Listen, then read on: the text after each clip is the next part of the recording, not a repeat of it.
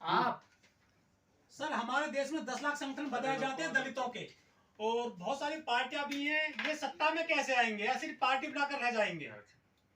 देखिए, जो आपका सवाल है कि जो 10 लाख संगठन बताए जाते हैं बहुजन समाज के और राजनीतिक सत्ता से दूर है, जब तक एक पार्टी तमाम संगठनों में, संगठनों को गलत नहीं मानता हूँ मैं, उन लोगों को, उन पार्टियों को भी गलत मानता हूँ जो अपने अपने संगठनों को कहीं ना कहीं प्यार नहीं करती है, उन्हें नहीं बुलाती है, उनसे बातचीत नहीं करती, वो पार्टी भी जिम्मेदार है। अगर आप ये कह रहे हैं कि हिंदुओं के 1 लाख संगठन है और बीजेपी सत्ता में है, तो बीजेपी उन संगठनों के अध्यक्षों से बैठ करके बातचीत करती है, प्रॉपर उनके साथ प्लानिंग करती है, चाहे वो बजरंग दल है, चाहे हिंदू युवा वाहिनी, चाहे आरएसएस है, जितने भी हिंदुओं के संगठन है, वो तमाम संगठनों के साथ में बैठ करके उनकी पार्टी बातचीत करती है। इसलिए हिंदुओं का कोई भी एक संगठन हो, वो बीजेपी के लिए काम करता है, तो उनके अंदर कम्युनिकेशन है, बातचीत होती है लगातार। ऐसा नहीं है कि यहाँ कोई भी जो बहुजनों की पार्टी, चाहे वो बीएसपी है, चाहे वो सपा है, चाहे आरजेडी है, चाहे जेडीयू है, जो भी राजनीतिक पार्टी, चाहे महाराष्ट्र के बहुत सारे राजनीतिक दल हैं, वो सामाजिक संगठनों से मतलब ही नहीं रखते हैं। और वो मतलब इसलिए नहीं रखते कि उनको लगता है यार ये नेता बन जाएगा तो हमारी कुर्सी छिन जाएगी। तो ये कहीं ना कहीं जो गड़बड़ बीच में हो रही है,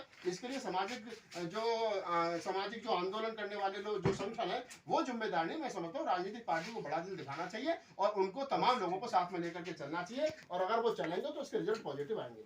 ऐसे सत्ता में आएंगे कभी, क्या लग रहा है सर आपको? नहीं, सत्ता में तो आ ही नहीं सकते। देखिए, मान्यवर साहब काशीराम की कोटेशन है। मान्यवर साहब काशीराम कहते थे कि अगर आपको जिन राजनीतिक पार्टियों की, जिस समाज की सामाजिक जड़ें मजबूत नहीं होती, उसकी राजनीति लंबे समय नहीं चलती है। इसी के ध्यान रखते हुए मान्यवर साहब काशीराम ने लगभग 20 साल तक सामाजिक आंदोलन चलाया, सामाजिक परिवर्तन आंदोलन चलाया। और जब वो सामाजिक परिवर्तन आंदोलन चला तो उससे ये हुआ कि लोगों में जागरूकता आई, लोगों ने अपने हक की बात को समझा, और उसके बाद में उन्होंने कहीं ना कहीं राजनीति की तरफ उन्होंने रुख किया, और फिर 4 बार मुख्यमंत्री बहन जी बनी। लेकिन जब से सामाजिक परिवर्तन का आंदोलन खत्म हो गया, जब से आर्थिक उन्मूलन का आंदोलन खत्म हो गया, मान्यवर साहब काशीराम की सोच को लोगों ने छोड़ दिया, उस रास्ते पर चलना छोड़ दिया, तो तब से आप देख लीजिए कि बहुजन राजनीति का क्या हाल है। ये लोग चुनाव के समय पर घरों से बाहर निकलते हैं, उससे पहले इनके पास में कोई एजेंडा नहीं है, उससे पहले इनके पास में कोई लोगों से मिलने मिलाने का प्रोग्राम नहीं है, ये किसी के ब्याह शादी में नहीं जाते, किसी के मरने जीने में नहीं जाते हैं, और ये चाहते हैं कि वोट हमें मिले। वोट तुम्हें मिल जाएगा, कौन मना कर रहा है, लेकिन लोगों को ये लगना चाहिए कि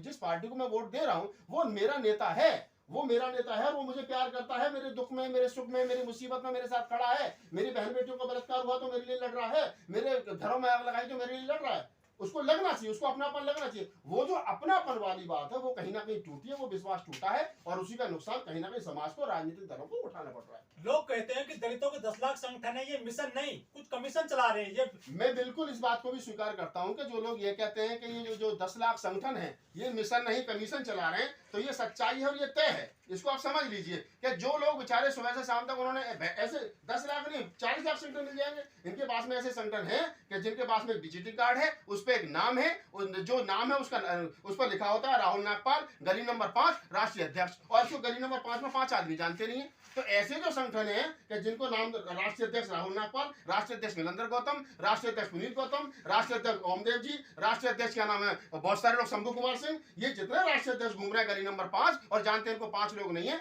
इनका बेचारों का काम ऐसा ही है कि शाम तक 2000 इकट्ठे करे, 1000 की सब्जी खरीदी, 500 रुपए घर वाले को साड़ी लाने के लिए दे दिए और काम खत्म।